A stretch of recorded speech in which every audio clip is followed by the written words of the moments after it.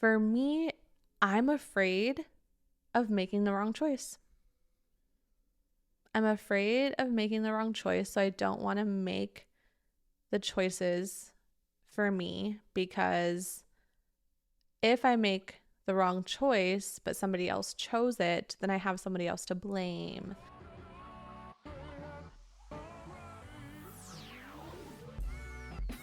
Hey, babes, welcome back to Codependency Alchemy, the podcast. I'm your host, Alyssa, and today we're going to get into a question that was submitted through the DMs.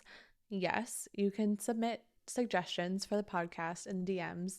I obviously don't get to all of them, but it is really nice to have them to make podcast episodes out of. So please, please, please always send them because I've got a whole little folder that I get to pull from. And obviously, I want this podcast to be supportive for you guys.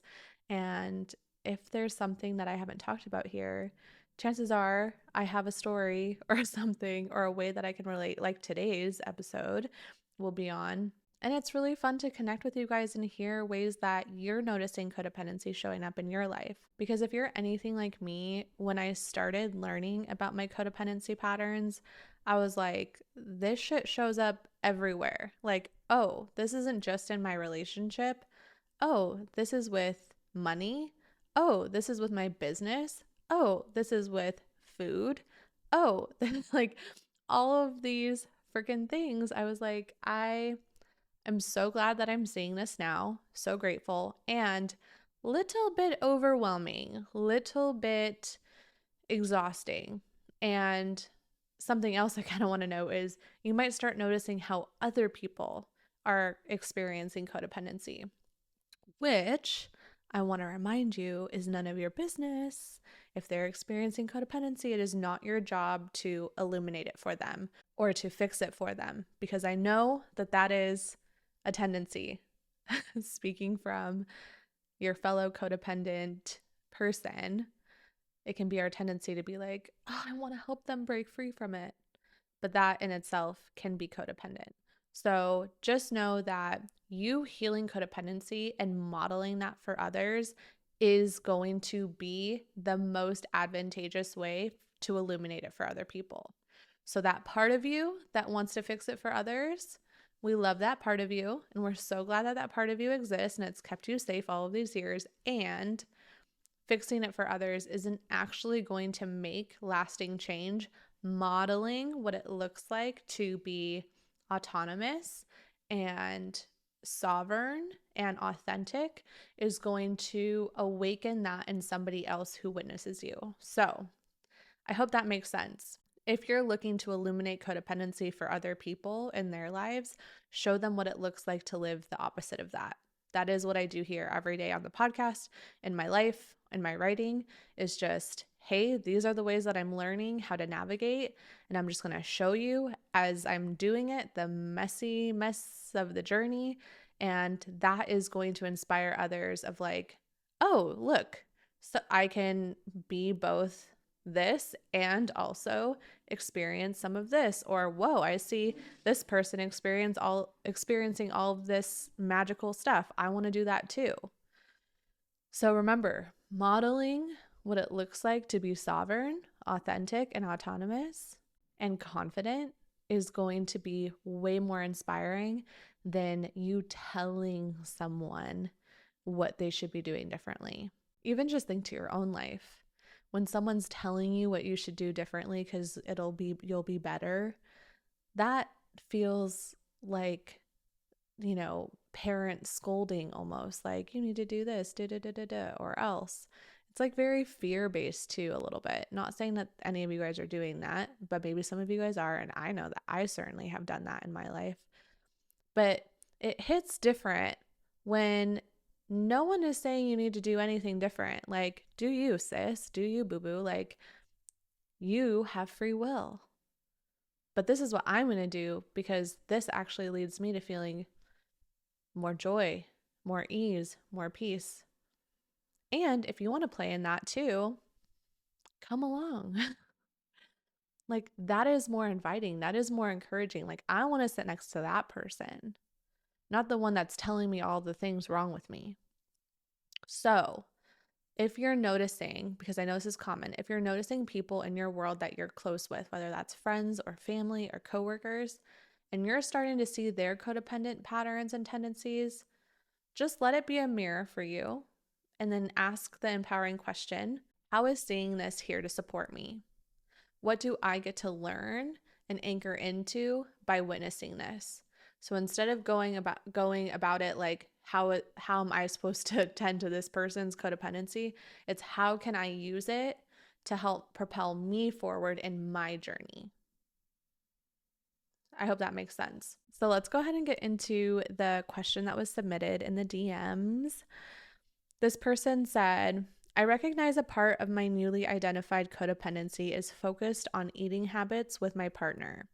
Do you have any content focused on this? I'd love to learn more on how to approach a better relationship with food, as it's a shared experience when you're living with a partner. Thank you so much for reading this and creating so much healing content. And so I actually asked this person if they would be willing to share maybe some more details about their experience, because I think more details can sometimes be really helpful, not only for me when I'm recording these episodes, but also for the other person. Because when I say, tell me more about that, you get to then also reflect on, yeah, what are the details about all of this? And what are maybe the nuances? And that question creates a lot more awareness for everyone. So this person shared, I'm facing some potential health issues which can be reversed by balanced eating and timeframes to eat. What I've noticed is a weird culture of, if my partner doesn't eat, then I don't eat. Or my partner just makes better food quicker than I do, so I'll wait for them. I notice a pattern of, quote unquote, if my partner isn't here, then I don't need to make a big healthy meal for myself without them. And so I asked this person, how do you desire to feel both in your relationship and your relation to food? And they said, in the end, I want to feel in control of my own relationship with food. I want to make that big healthy meal for myself and not feel guilty for eating when my partner isn't here or doesn't want to eat. I also have to be okay with pursuing my health journey, even if my partner, who may need to be on that journey too, isn't. They are supportive of me, but they don't have to feel or go through exactly what I'm going through. I already love this person's like awareness too of like, okay, I can see where like we both don't have to be doing the same exact thing, but also noticing my tendency to think that we do. And why I really appreciated this suggestion is because I feel like in the last year, Justin and I have gone through a very similar journey in regards to eating. Historically, in our relationship, we've made meals together. We've gone through meal prepping journeys, fallen on and off of them over time. But ultimately, we tend to like make the same food, eat the same food. And in the last year, Justin has decided he wants to hit certain macros, meaning like certain amounts of protein and carbs and et cetera, because he's on his own like weight loss and, muscle growth journey. And I am not on the same journey, but anyways, he knows what he needs to eat and the macro, like the meals that are going to hit the macros that he wants. And so I don't know how many months of this it's been now. It's probably been close to 6 months now. He's just been like, I know what I'm eating. Like, you figure out what you're eating. And that drove me fucking crazy for a good couple months. It was really dysregulating. I literally felt like a lost puppy. I felt like, well, I don't know what I'm going to eat. I don't know what I want to eat. I don't know what I like to eat. And I totally just reverted to like childhood eating. I was eating glorified mac and cheese. It was like fettuccine alfredo with chicken and ramen and the freaking chicken soup dumplings from Trader Joe's. And that's all I was eating, like those on constant rotation, because like I couldn't imagine making meals or making food where he wasn't going to be eating it. And I didn't always want to eat what he was eating because what he eats is boring. Like he eats like salads and I hate salads. I don't want to eat salads. I don't care to eat salads. I never am going to. And that's what he eats every day for lunch. And he can eat the same thing every single day. Salad for lunch and tacos for dinner. Like he'll eat that every single, I think he has ate that same thing every day for the last 6 months. I could never. I could never. And so I'm really appreciative that Justin is so like firm sometimes, where he's like, he doesn't take me getting upset at him around this personally. Like, he just kind of lets me have my feelings around it and doesn't necessarily like crumble and, you know, do what I want, which is us to make meals together. And so it's really forced me to get more comfortable with making my own meals and making my own food and not just reverting to like childhood meals because I am panicking or freaking out. I had a feeling that Frank was going to knock over the camera this episode, and he's so close to hitting the. He's just, I love that he sits next to me while I record these episodes. He's such a great little cutie support dog, but he always like, look at him. He's gonna knock this thing over. His little paws are literally right like 2 inches away from hitting it. So we'll see how it goes. But um all this to say, some shadow work prompts that we can do if we're struggling with differences in eating, for example, but this could just be differences in anything, is asking ourselves, what are we afraid will happen if we aren't eating the same things? What are we afraid it will mean about us if our partners don't eat the same things as us, or we don't eat the same things as our partners?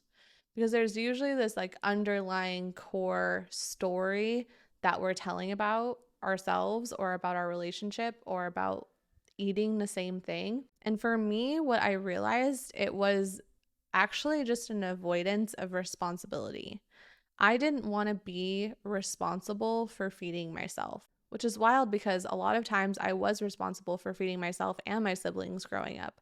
So I don't know if, like, as I grew older, I kind of just use my relationship as this crutch where I can be like, okay, I have this other person who's making decisions because I've always had to make them. Oh my gosh. But as I say that, like, no, that's not true.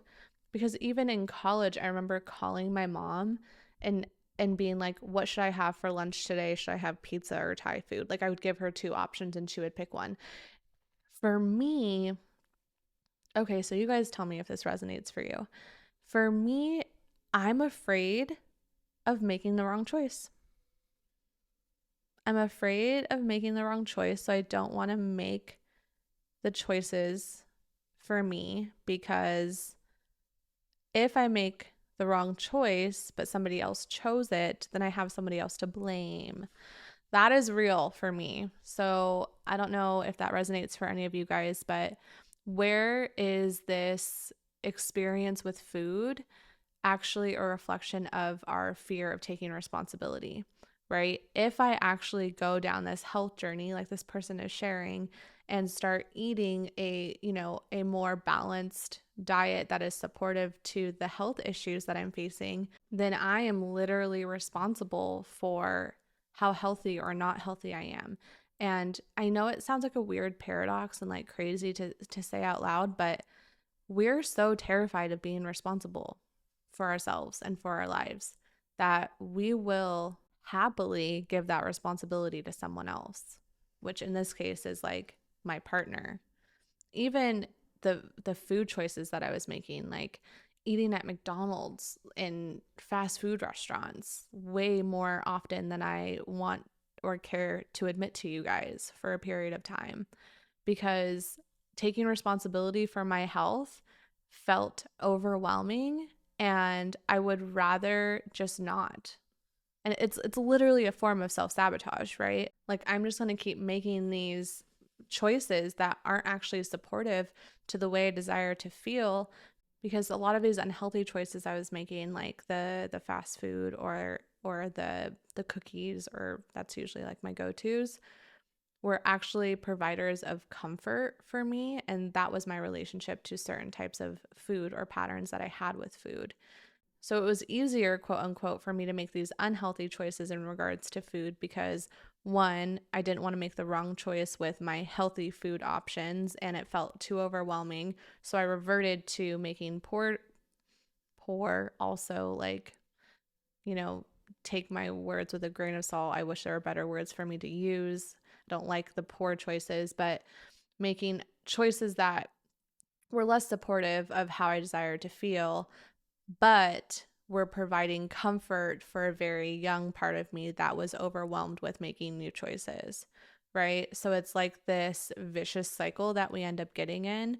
I'm uncomfortable because I'm afraid I'm going to make the wrong choice with these healthy eating things, and it feels a little overwhelming, and I don't know what to do because I've never really done it before. I know how to make meals for two of us. I don't know how to make meals for one of us. And also, I think for me, there was this fear of not being connected to Justin because we're like not eating the same thing. We're not making the meals together. So I really needed to also move through that, which was fairly easy to discern that I wanted to connect with him through food. And so the root of that is I want to connect with him. So if that is the root of my desire, then how can I connect with him in other ways that feels really good for both of us, and begin to replace the eating meals together or cooking meals together with the new way of connecting. And so for us, that's like walking with Frank at the end of the day. That's our moment of connecting after dinner instead of making dinner together. It's been definitely a challenge for me, but I would say in the last month or two, I've really gotten into a flow of like, okay, we just eat different things. And after months of eating things that were really, I mean, I don't want to say not good for me, but after eating things where it's like, this isn't how I desire to eat every day, like carbs and cheese. I mean, it is partially how I desire to eat every day, but my body does not necessarily appreciate the lack of vegetables and fruit and like healthy grains. So, you know, I could judge myself for making unhealthy choices all these months, or I could see, okay, how do I actually feel in my life when I eat that way? How do I feel after I eat those things? And is that supporting me in how I desire to feel? So, when it comes to making these lifestyle changes with your partner and in the house, I would get to the root of what are you making the meals mean about your relationship? What are you making eating the same thing mean about your relationship? What are you making your partner eating different things or you eating different things mean about you or your relationship? These are the shadow work prompts I would explore, because the chances are, if you continue to find yourself in those thought patterns that, you know, reading them back, if my partner doesn't eat, I don't eat, because if I eat, then that would mean what? Like there's more attached to it. So we want to figure out what additional stories are attached to that. My partner just makes better food quicker than I do, so I'll just wait for them. That's a lack of self-trust that you don't make good food, right? The story is I don't make good food and I don't make it quick. So where can you begin to work that muscle, which is why I called my mom to tell me what to eat for lunch, right? Because I didn't trust myself to make the right choice, the quote unquote quote right choice. So where do you get to start flexing that self-trust muscle? So where do we get to reframe that as you build self-trust? And then there's another one here about eating healthy without, but not wanting to do that without them. What are you making that mean about you or your relationship? What are you making eating with your partner mean about you and your relationship? What are you desiring? What need or want are you desiring to get met through eating with your partner? And this can go for like all things. Like, for example, I noticed this with the gym literally this week. I go to the gym with Justin every single morning, but this week our workout day and rest day were kind of like not on the same schedule. So he didn't actually have to go to the gym. It took everything in me to get myself to go to the gym that day. It's so much easier to go with him, right? But it was just like because I didn't want to do it alone. I didn't want to be alone. I was making it mean that I was alone. So instead of being codependent on him and saying like, I only go to the gym when he goes to the gym, so I'm just going to skip my workout day because I don't want to go alone because I'm making that mean that I'm alone, then I get to say, I get to validate that part of me. You're afraid of being alone. You're afraid of going alone. It makes sense why you would feel that way, right? We get to work this self-trust muscle that we're going to be okay. We're going to be safe. It's safe to go alone. It's safe to eat alone. It's safe to make meals for yourself. And at first, it's going to be just getting evidence that that's true. So I went to the gym by myself and I reminded myself after I was done, see, this is the evidence that we get to have. The world did not spontaneously combust. I didn't cease to exist. I didn't come home to an empty house where he just like left and abandoned me when I was gone. You know, like it's important for us to stretch ourselves in that way. And food or going to the gym is a great, low barrier way to practice self-trust, right? So it's just like for this week, I'm going to have a meal plan that is healthy meals that support me and my health journey that I'm on, right? And let me just pull evidence from this week and allow myself to do the shadow work every single time these stories come in around if my partner doesn't eat, then I don't eat. I don't make good food, and just every day start rewriting and tending to that part of you when those stories come in, because those stories are a part of you, a young part of you. If you haven't done the shadow work and inner child practice, I would do that with these questions. How old is that part of you? What does that part of you want, and what does that part of you need? Because this whole experience is here for you to alchemize it, for you to tend to this part of you so that you can step more into your authenticity and your autonomy. Because we are not autonomous if we are dependent on our partners to be there when we eat or to be there when we go to the gym, right? That I would have given away my autonomy and my power if I didn't go to the gym when that was what I had planned to do because Justin wasn't going. Justin then takes that power. And that's where the imbalance comes in, because now I didn't go to the gym because Justin didn't go to the gym. And then I get to be resentful towards him potentially if that adds up over time, right? I have him to blame. It is like what I said at the beginning of this episode. It is literally an avoidance of responsibility. I don't want to have to be responsible for myself, which is, I know it sounds crazy, but it's so common in this work, in healing codependency. We are so terrified of taking responsibility because we're afraid that we're going to do it wrong. We're afraid that we're going to be perceived as bad. We're afraid that we're going to get it wrong. So I just want to validate that. I see you. I hear you. It makes sense why you feel that way. It makes sense why you're afraid of getting it wrong. It makes sense why making choices and taking responsibility is overwhelming. Because what if you do it wrong and you end up alone, sad, hurt? It makes sense. What does that part of us want from us? Does it want to feel safe?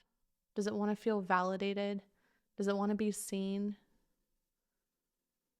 What does that part of us need from us? It needs our presence. It needs our love. It needs our compassion. How will that part of us feel when it gets that need met? Free, liberated, empowered, spacious.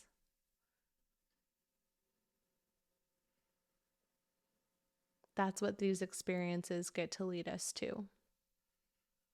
So that's what I have for you guys today. I hope it was supportive. I hope that it illuminated something for you or supported you in uncovering something.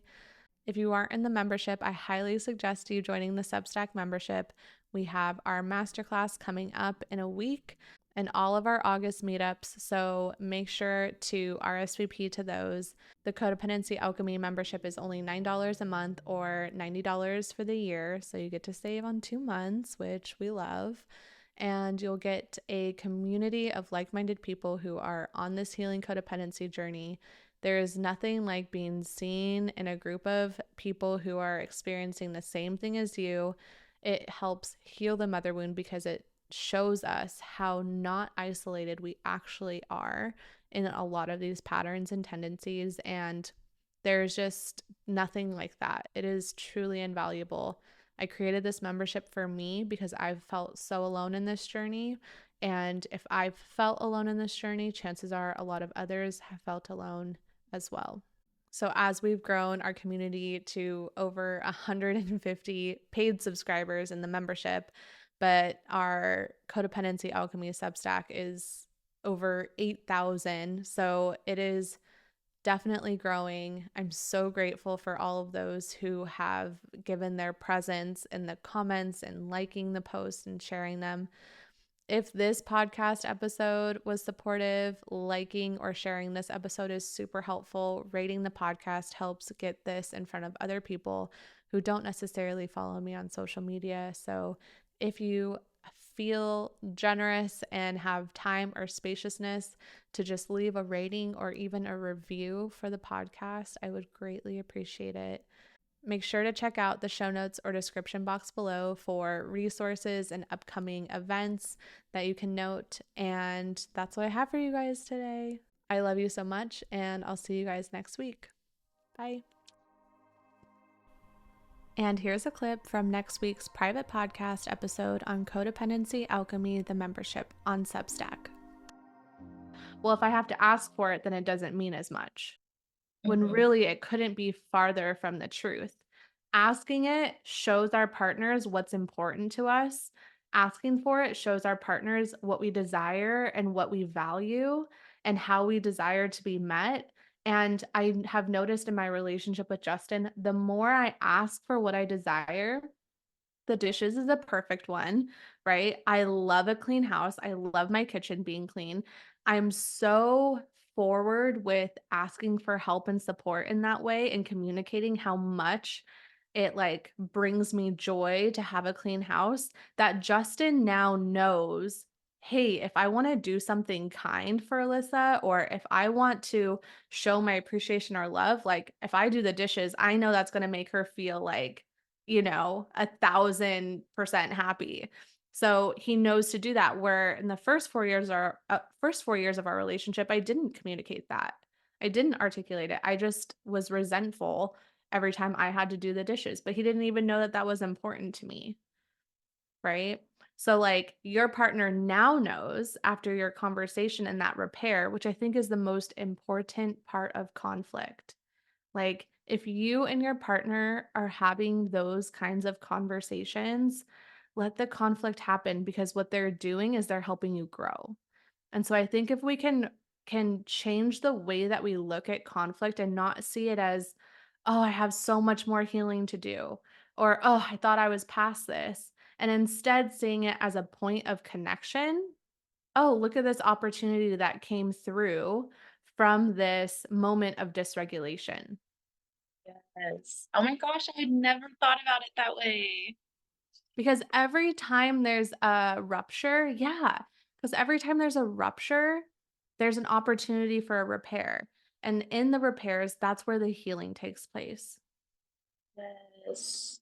And I think the way that we've looked at it, at healing in general terms, is, oh, I reached this point of healed and I never experience dysregulation again. I Mhm. never get triggered. I never have fears come up. I never have doubts come up. I'm just so solid. And that thinking literally perpetuates our core Yes. wounds over and over again.